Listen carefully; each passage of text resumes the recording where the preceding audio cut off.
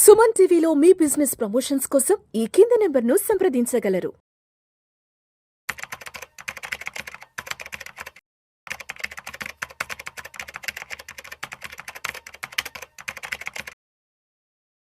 Welcome to Vishnu talks. నేను విష్ణు, ప్రస్తుతంతో పాటు senior finance professional Giribabu గారు ఉన్నారు. వారితో మాట్లాడదాం. గిరిబాబు గారు నమస్తే సార్. నమస్తే అండి. Welcome to Vishnu talks. Yeah, మీకు కూడా. సో గిరిబాబు గారు, ఇప్పుడు ప్రతి ఒక్కరికి కొన్ని ఆర్థిక లక్ష్యాలు ఉంటాయి. కొంతమందికి ఎలా ఉంటాయంటే, చదువు పూర్తయినాక ఉద్యోగంలో సెటిల్ అయినాక మంచి కారు కొనుక్కోవాలి. ఇంకొంతమందికి ఉద్యోగంలో సెటిల్ అయిన తర్వాత ఒక మంచి ఖరీదైన ఇల్లు కొనుక్కోవాలి.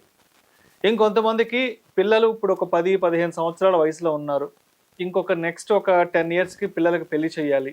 అండ్ అదేవిధంగా ఇంకొంతమందికి ఉన్నత చదువుల కోసం పిల్లల్ని విదేశాలకు పంపించాలి అంటూ రకరకాల ఫైనాన్షియల్ గోల్స్ ఏర్పరచుకుంటారు. కాబట్టి మరి ఆ ఆర్థిక లక్ష్యాన్ని చేరుకోవడానికి మన పెట్టుబడులు ఎలా ఉండాలి, ఎక్కడెక్కడ మన పెట్టుబడులను సరైన విధంగా కనుక పెట్టినట్లయితే మనం అనుకున్న ఆర్థిక లక్ష్యాలను త్వరగా చేరుకోగలం అంటారు?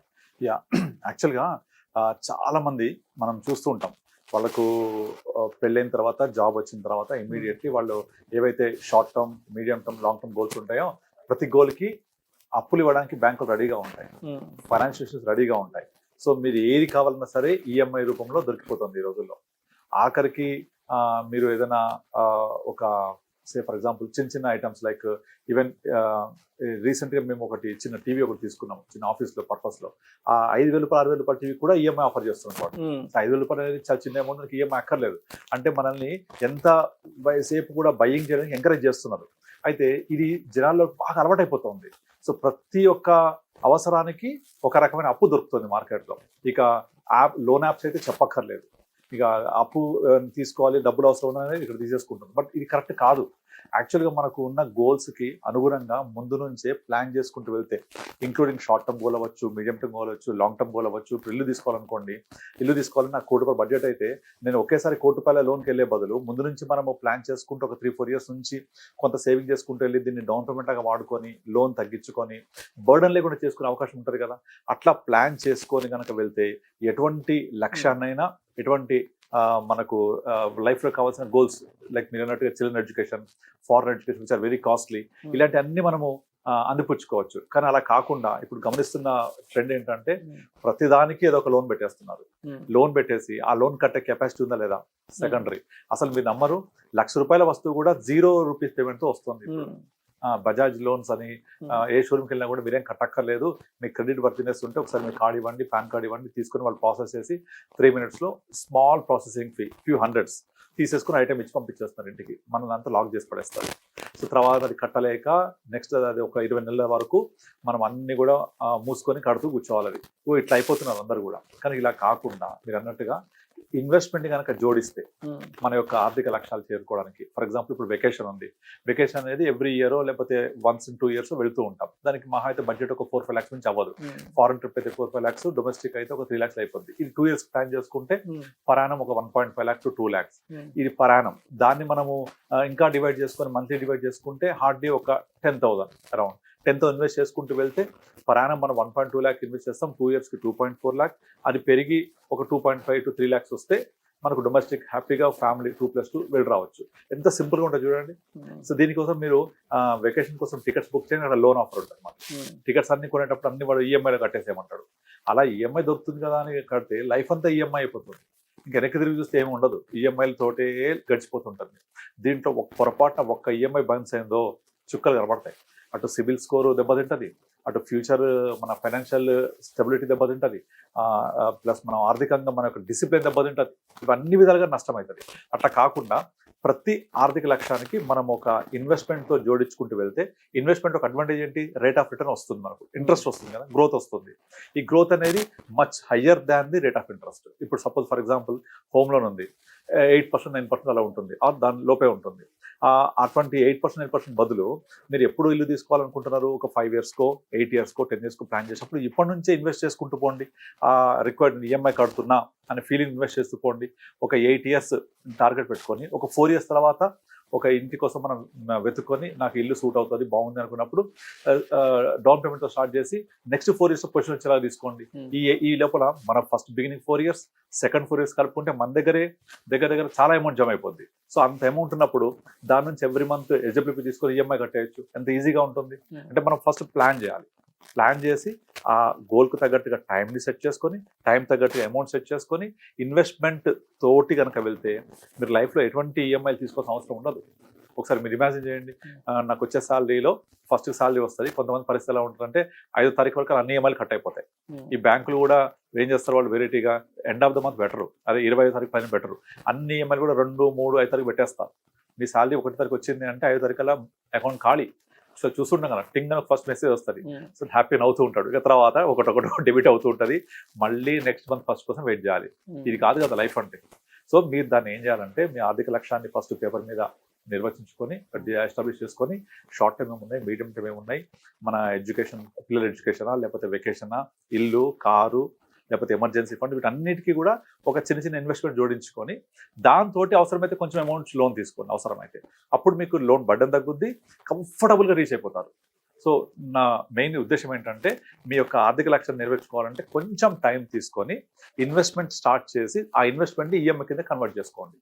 అప్పుడు ఈజీగా అచీవ్ అవుతారు, మీకు బర్డన్ లేకుండా ఉంటుంది. రేపు పొద్దున ఏదైనా జాబ్ ప్రాబ్లం అయినా, మీకు ఏదైనా ఇష్యూ వచ్చి కట్టలేకపోయినా ఇబ్బంది ఉండదు. Because this is our investment turning towards your EMI. Right. So కనుక ఇన్వెస్ట్మెంట్ చేసి కొంచెం డబ్బులు మనం చేసుకొని రిమైనింగ్ ఏదైనా కొంచెం వెళ్ళిన చన్నీలాగా కొద్దిగా ఈఎంఐ లాగా లోన్ తీసుకొని దాన్ని ఫుల్ఫిల్ చేసుకుంటే బర్డన్ లేకుండా ఉంటుంది. అంతేగాని కంప్లీట్ కనుక మనం ఈఎంఐలో బతికేసామంటే ఇంకా లైఫ్ అంతా ట్రాప్లోకి వెళ్ళిపోయినట్టు. ఈఎంఐ ట్రాప్ చూస్తుంటే చాలా మంది ఒక్కొక్కళ్ళకు 8 లోన్లు 10 లోన్లు కూడా చూసినాయి. సో మరీ టూ మచ్ అది. సో అట్లా వెళ్ళొద్దు. మనకు కావాల్సినవన్నీ కూడా ప్లాన్ చేసుకుంటూ అడ్జస్ట్ చేసుకుంటూ వెళ్తే మనం హ్యాపీగా అచీవ్ చేయొచ్చు. సో ఇందాక మీరు చెప్పినట్టు ఇప్పుడు ఇల్లు అనేది అందరికీ చాలా అవసరమైన బేసిక్ నీడ్ అది. అయితే ఇల్లు సపోజ్ బడ్జెట్ ఒక 1 crore పెట్టుకుందాం అనుకోండి. ఆ 1 crore బడ్జెట్ కనుక పెట్టుకుంటే దానికి డ్యూరేషన్ ఎంత ఉంది, నేను ఎప్పుడు కావాలి ఇల్లు, ఇప్పుడు నా ఏజ్ ఎంత, నాకు ఎప్పుడు కావాలి, నాకు లోన్ ఎలిజిబిలిటీ ఎంత వస్తుంది, నేను ఎంతకాలం ఈఎంఐ కట్టాలనుకుంటున్నాను, ఇవన్నీ ఫస్ట్ సార్ట్అవుట్ చేసుకొని. ఫర్ ఎగ్జాంపుల్ నా 35 years అనుకోండి. 35 years అంటే మాక్సిమం నేను 55 లోపల నా ఈఎంఐస్ అన్ని క్లియర్ అయిపోవాలి. అంటే మాక్సిమం 55 years, 20 years టైం పెట్టుకుంటే 35 years వ్యక్తికి. ఈ 20 yearsలో నేను 20 years పాటు ఈఎంఐ కట్టకూడదు. సో నేను ఇప్పుడు ఏం చేయాలి, 35 years రాగానే ఫస్ట్ ఇనీషియల్గా నేను ఒక డౌన్ పేమెంట్ కడుతున్నా అనే ఫీలింగ్ తోటి కొంచెం ఇన్వెస్ట్మెంట్ స్టార్ట్ చేసుకోవాలి. ఒక 30, 40, 50,000 what ever the feasible amount ఒక 3-4 years కంటిన్యూ చేసుకోవాలి. చేసుకుంటూ మనము ఒక 5 years తర్వాత ఒక కన్జర్వబుల్ అమౌంట్ లైక్ మనకు కావాల్సిన 1 crore బడ్జెట్లో ఒక 30 to 40% జమ అయిపోవాలి 5 yearsలో. ఇక 5 years తర్వాత అప్పుడు మనం లోన్కి వెళ్ళి ఒక స్టార్ట్ అవుతున్న వెంచర్లో రేరా వచ్చిన తర్వాత స్టార్ట్ అవుతున్న వెంచర్లో మనం కనుక సైన్అప్ చేస్తే అక్కడ నుంచి నెక్స్ట్ 4 yearsలో పొజిషన్ వస్తుంది. టోటల్గా ఫస్ట్ 5 years తర్వాత 4 years 9 yearsలో మనకు పొజిషన్ వచ్చేప్పటికి మన దగ్గర మన బడ్జెట్ కావాల్సిన 1 crore majority amount more than 50-60% జమ అయిపోయి ఉండాలి మన దగ్గర. దీన్ని అవసరమైతే డౌన్ పేమెంట్ వాడుకోవాలి, లేదంటే లోన్ తీసుకొని లోన్కి ఈఎంఐ దీని నుంచి ఎలిజిబిలిటీ ద్వారా కట్టాలి. సో రెండిట్లో ఏదో ఒకటి ద్వారా మన యొక్క లోన్ బడ్జెట్ని తగ్గించుకొని ఈ మనం బఫర్ క్రియేట్ చేసిన అమౌంట్ నుంచి పే చేసుకుంటూ వెళ్తే నెక్స్ట్ 5 yearsలో ఆల్మోస్ట్ లోన్ క్లియర్ అయిపోతుంది, మనకు కావాల్సిన బర్డన్ లేకుండా ఉంటుంది. ఎవ్రీథింగ్ మనము క్రిస్టల్ క్లియర్గా ప్లాన్ చేసుకుంటే from the date of 35 years నుంచి 15 years లోపల క్లియర్ అయిపోద్ది. సేమ్ కార్ ఎగ్జాంపుల్, కార్ తీసుకుంటే కూడా కార్ జనరల్ గా 10-15 లక్షల మధ్య బడ్జెట్, 15-20 లక్షలు మినిమం బడ్జెట్ ఉంటుంది అనుకోండి. దానికి కూడా అంతే ఒక 2 yearsలో స్టార్ట్ చేసుకోవాలి ముందే.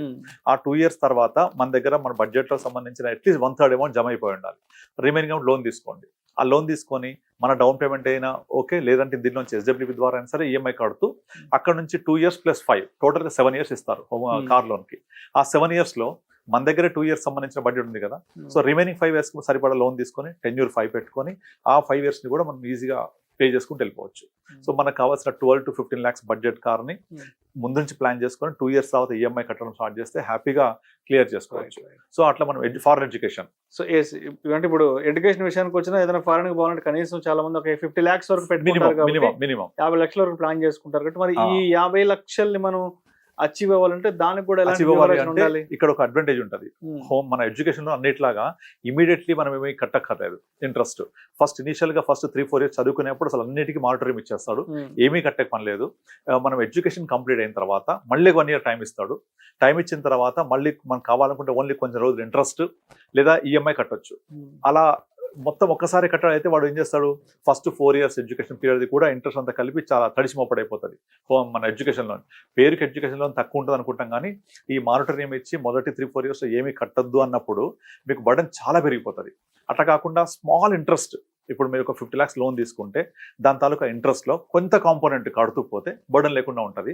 కాకపోతే అలా పేరెంట్గా మనం కొంచెం జాగ్రత్తగా తీసుకొని మన పిల్లలకి బర్డన్ పూర్తిగా లేకుండా కొంచెం పే చేసుకుంటూ వెళ్తే వాళ్ళకి ఎడ్యుకేషన్ కంప్లీట్ అవుతుంది. ఒక 4 years 5 yearsలో మేబీ ఒక 1 yearలో జాబ్ వస్తుంది. జాబ్ రాగానే అందులో జాబ్లో వచ్చే శాలరీలో నుంచి మెజారిటీ అమౌంట్ ఈఎంఐ కింద పే చేస్తూ వెళ్తూ ఉంటే ఆటోమేటిక్గా తనకు ఒక కంఫర్ట్ జోన్ వచ్చేస్తుంది. నా శాలరీ వస్తుంది, నేను పే చేస్తున్నాను అని ఒక డిసిప్లిన్ కూడా అలవాటు అవుతుంది. కనుక పేరెంట్స్ హోమ్ లోన్ తీసుకున్న అందరూ చెప్పేది ఏంటంటే, మీరు కట్టొద్దు home loan, sorry education loan, let it be liability for the children. So అప్పుడు పిల్లలకి వాళ్ళకి వచ్చే శాలరీలో మెజారిటీ అమౌంట్ లోన్కి వెళ్ళిపోతే వాళ్ళకి ఒక బాధ్యత తెలుస్తుంది. అది బర్డన్గా ఫీల్ అవ్వద్దు, బాధ్యతగా ఫీల్ అవ్వాలి.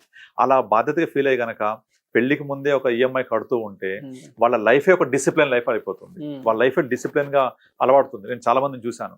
సో పేరెంట్స్ ఏం చేస్తారంటే, మా అబ్బాయికి జాబ్ వచ్చేప్పటికి కట్టేప్పటికి వాడికి ఇబ్బంది అయిద్దామని ముందు నుంచే వీళ్ళు ఇబ్బంది పడుతూ కడుతుంటారు. అలా చేద్దామని చెప్తాను నేను. ఎందుకంటే వాళ్ళకి మనం నేర్పించే ఒక అతిపెద్ద ఆర్థిక పాఠం ఏంటంటే discipline. Financial discipline is very important. అది ఎప్పటి నుంచి స్టార్ట్ అవ్వాలి? From the day 1 of the first salary.